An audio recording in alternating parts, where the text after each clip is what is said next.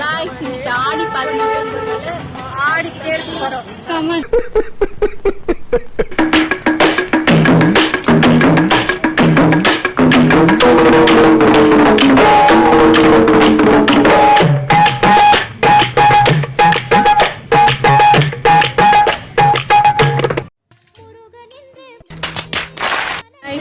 நானும் இவங்களும் தான் கோவிலுக்கு போனோம். அடுத்து இவங்களை லவ் பண்ணலான்னு இருக்கேன். என்ன சொல்றீங்க?